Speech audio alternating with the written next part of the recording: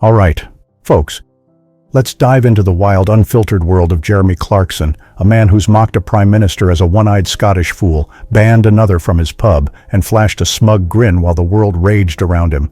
This is Jeremy Clarkson, the untamed giant running a $70 million empire from his 1,000-acre diddly-squat farm, where a no-Wi-Fi bar hides stories worth more than a garage full of Ferraris. So, what's Jeremy Clarkson hiding? Is that brash, larger-than-life persona just a front to keep us all guessing? How did a tea towel salesman from Doncaster rise to challenge global leaders, from a bullied teen to a bold icon? Clarkson's journey is a tangled mix of scandal and splendor. Buckle up, because we're about to step into the rebellious world of Jeremy Clarkson and uncover the man behind the myth today. He lives in a multi-million-dollar mansion, owns a farm twice the size of New York's Central Park. But not many know that at 17. Jeremy Clarkson was kicked out of boarding school and thought about ending it all. What turned a lost kid into a global icon? Jeremy Charles Robert Clarkson, born April 11, 1960 in Doncaster, South Yorkshire. No one pegged the son of a tea towel-selling family to break into British TV's elite. His mom, Shirley, wasn't rich, but she had a knack for business. She hand-stitched Paddington Bear toys, then sold the official production rights, a story straight out of a fairy tale. That cash sent Jeremy to Repton, a boarding school that churned out politicians and aristocrats. But it wasn't a dream, it was the start of a nightmare. Repton wasn't built for a sarcastic, rebellious, different kid like Jeremy. He was bullied, isolated, even stripped naked in the schoolyard once. Classmates shunned him, teachers wrote him off. Nobody had his back. In a letter years later, he wrote he wondered if anyone would care if I just vanished. That pain made Jeremy fight back. He smoked, drank, broke every rule. By 17, he was expelled. No one begged him to stay. And that moment, as he walked out of Repton's gates. Nobody knows exactly what happened. Some say he cried alone at a bus stop. Others swear he fired off a quip that left teachers speechless. No one's sure. All we know is, from that day, Jeremy dropped off the public radar for a while. And that's when the rumors started. Some called him a spoiled kid of a mom who struck it rich. Without those Paddington Bears, they said, he'd be just another Doncaster dropout. They whispered he was scarred from childhood, always needing to prove he was better than everyone else to mask his insecurities. But those words, they cut deep. And they made Jeremy quietly vow one day, the people who laughed at me, they're gonna listen. From a wounded kid, Jeremy Clarkson was about to step into the grown-up world where the scoreboard doesn't track grades, but real failures. Would he crash again, or spark a revolution in British TV? He shocked the world, got slammed, and stirred scandal just for calling a car a bit gay and didn't take back a word. Years later, Jeremy Clarkson was paid to say even worse. So, was his fame a fluke? Or did he know scandal was his weapon from day one? After getting booted from school, Jeremy Clarkson stepped into the real world with no degree, no plan, no clear goals. He worked in a bakery, delivered packages, then fell back on selling Paddington Bears for the family business. But deep down, he knew that wasn't his calling. In 1978, he started writing at just 18. He penned small car reviews for the Rotherham Advertiser. Some said he landed the gig through connections. Others rumored he sent fake anonymous reader letters praising his own work to the BBC to stay on as a freelancer. Nobody's proven it. Jeremy's never confirmed or denied it.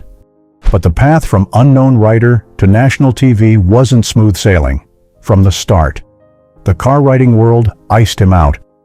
Veteran journalists sneered that he had no technical know-how, just a knack for funny metaphors. One even jabbed, "Clarkson just needs a swivel chair and a punchline. The specs can be someone else's problem."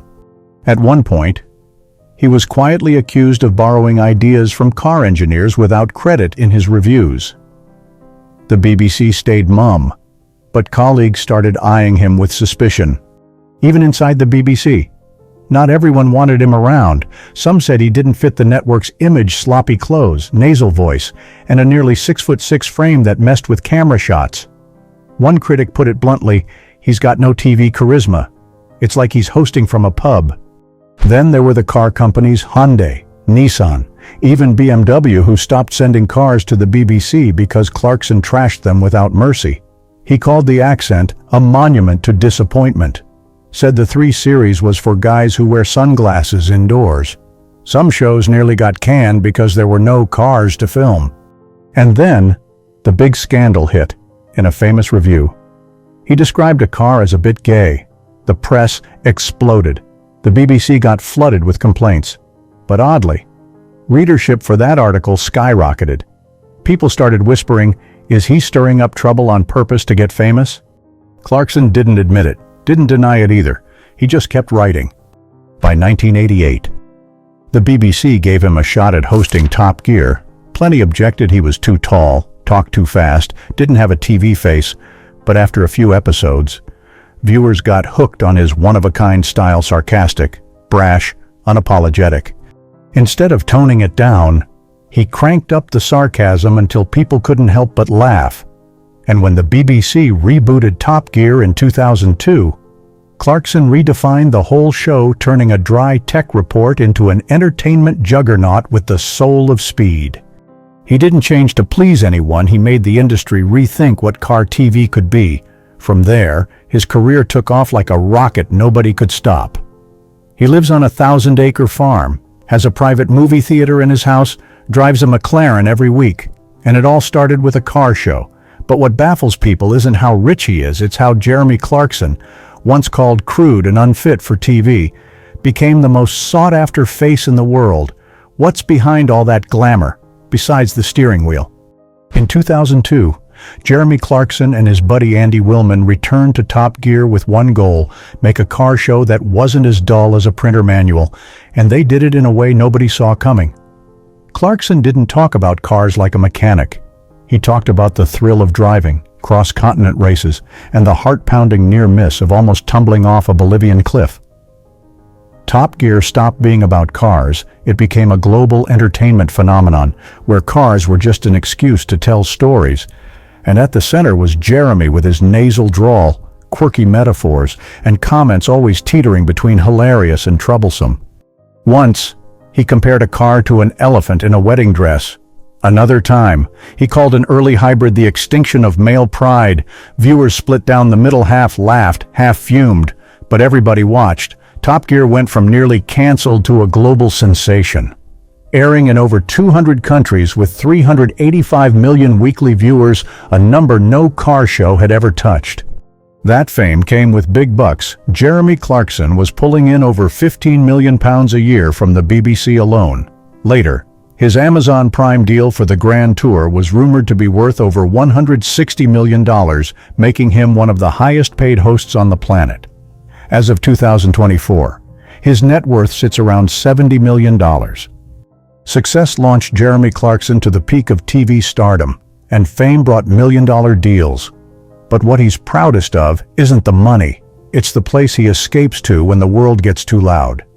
In England's Cotswolds, amid golden wheat fields and ancient stone walls, Jeremy Clarkson owns one of the most talked-about properties in British TV, Diddley Squat Farm. No fancy signs, no remote-controlled gates, but inside, it's a kingdom built to his taste, and it's home to things nobody expects. The farm spans nearly 1,000 acres, think more than 30 Hyde Parks combined, tucked in quiet countryside, not far from the pricey mansions of London's elite. At its heart is an old-school wooden house with 6 bedrooms, a built-in movie theater, a French-style kitchen with a wood-fired oven, and a personal wine cellar holding nearly 500 bottles. But this isn't some showy wine collection. Jeremy picks wines like he picks cars for character, not brand. Most come from Bordeaux, Burgundy, or Italy's Barolo region. Some bottles were banned for mislabeling or never meant for export. He snags them through industry contacts or spur-of-the-moment trips to France. No press, no interviews. Rumor has it he's got a 1985 Romani Conti, now valued at over £25,000, enough for a high school teacher's yearly salary or a brand new Mercedes E-Class. When asked, he just shrugs. Good wine's not for showing off. It's for drinking on the night the world feels like it's against you.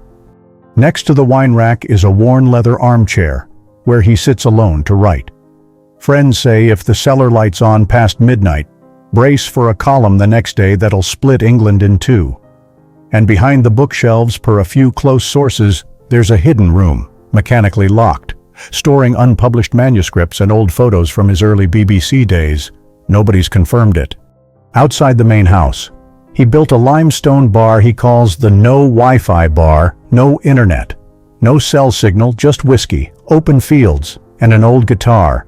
On summer nights, Cotswolds locals sometimes hear him singing off-key, gravelly, but nobody dares complain. Some say he built it to dodge the spotlight. Others think the farm's just a PR stunt for Clarkson's farm. But from a distance, it doesn't look like a set. It feels like a fortress where only one man knows the way in and out. If there's a place that reveals the real Jeremy Clarkson, it's here among old wine, damp soil, and the silence he keeps to himself. Jeremy Clarkson's garage isn't a parking spot, it's a cathedral, where every supercar is a piece of faith.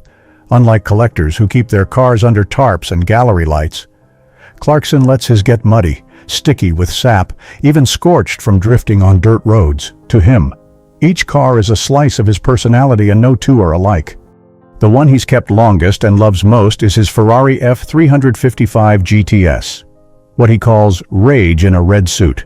A classic 90s Ferrari, V8 3.5-liter engine, 6-speed manual. But what hooks him is the sound. He once called it a symphony of discontent in your soul. His has deep red Connolly leather, a hand-carved wooden steering wheel from Maranello, and a tachometer tweaked to respond twice as fast as the original. It's worth about $350,000 now, double market value due to its rarity and pristine upkeep. On the flip side is his Mercedes-Benz SLS AMG Roadster, a machine not meant for polite folks, as he puts it. A Designo Night Black convertible, V8 6.2-liter, hand-stitched chocolate leather interior, and a custom-tuned AC for hotheads. He upgraded the exhaust, making it roar like a fighter jet once driving it through London just to see how many heads turned. It's valued at over $280,000, not counting bespoke add-ons. Then there's one car nobody else would dare use like he does, a McLaren 675 LT in storm gray. One of only 500 made worldwide. He calls it death in carbon shoes, hitting 62 miles per hour in 2.9 seconds. He once drove it through a field in a hailstorm because he was sick of hearing pigs squeal. His was modified with a suspension tweak to climb muddy hills without scraping the undercarriage, making it the only McLaren in history to live like an off-road pickup. Estimated value over $420,000. And then there's the car nobody expected him to cherish most, a Land Rover Defender V8, the only one he drives around the farm. Mud-caked, scratched, rugged, but inside, it's got recycled Bentley leather seats, LED lights he installed himself, and a steering wheel worn smooth. He's never put a price on it, but once said, "This one's in my will. The rest can be sold." These cars aren't just toys. They're chapters in an unwritten memoir you can read through engine roars, mud on the fenders, or the way he drives them at 5 in the morning, with the farm still shrouded in fog. When he's not behind the wheel or penning controversial columns, Jeremy Clarkson lives a surprisingly quiet life, so quiet some wouldn't recognize the guy who had millions cracking up every week. Mornings, he's up early, walking diddly squat, checking fences, making sure the tractor's running, sometimes shooing cows off his vegetable patch with an old wooden stick. No butler, no packed schedule, just hot coffee, chilly mist, and Jeremy in a threadbare sweater. He's not living simply, but he doesn't flaunt it either. He once spent tens of thousands of pounds building a bar in the middle of a field, no Wi-Fi, just whiskey, a guitar, and the silence he guards. Friends say he once sat there for 3 hours, not saying a word, just watching the rain. He doesn't talk much about family in the press, but everyone knows he's got 3 kids with his ex-wife Frances Kane, who managed him during Top Gear's golden years. His eldest, Emily Clarkson, is a writer who doesn't shy away from calling her dad out on social issues. Once, he shared her article with a single line, "I don't agree, but I'm proud." No stage, no speeches, but since 2007, he's been a steady donor to Help for Heroes, a charity for injured British veterans. Some years, he quietly funneled Top Gear Live profits to the cause. No press conferences, no photo ops. When asked why, he said, "I can still drive, a lot of folks can't." To outsiders, Clarkson can be loud, stubborn, even grating, but to those close, he's the guy who listens quietly, bakes bread with his kids, and knows when to set the glass down to ask a genuine question. But peace never lasts long for Clarkson. And then, scandal struck, dragging everything back into the fire he thought he'd left behind. Every scandal before. He'd dodged with humor, defiance, or silence, but one night in Yorkshire, over a cold dinner, Jeremy Clarkson lost it and swung at his own colleague. In a few minutes of rage, he lost everything. But the real pain wasn't the punch, it was what came after. In 2015, Clarkson, then 55, was the heart of Top Gear, a global hit with nearly 400 million viewers. But after a late dinner got delayed, he blew up at producer Oisin Timon and hit him. The BBC didn't go easy. After an internal review, they cut his contract. No grand farewell, no final episode. It ended in silence and left millions of fans reeling. For anyone else, that might have been the end of a career. But Clarkson doesn't sit still. Months later, he and his pals Richard Hammond and James May signed with Amazon Prime for the Grand Tour, a new show. Same spirit, 3 guys, 3 cars, and stories both chaotic and relatable. Fans flocked back. Many called it a sweet revenge on the BBC. Then, in 2024, Jeremy landed in the hospital with heart complications after severe chest pain. Doctors ordered him to quit hard liquor and cut back on red meat, things he'd sworn he couldn't live without. Yet, just months after surgery, he was back filming the next season of Clarkson's Farm. Same wide grin, nasal voice, and sly glance, but behind it, a man who'd nearly lost his career and his life. From scandals to sickness, Jeremy Clarkson didn't fold. He rebuilt, not by reinventing himself, but by staying exactly who he is. So, after all the chaos, what's left? What's his legacy?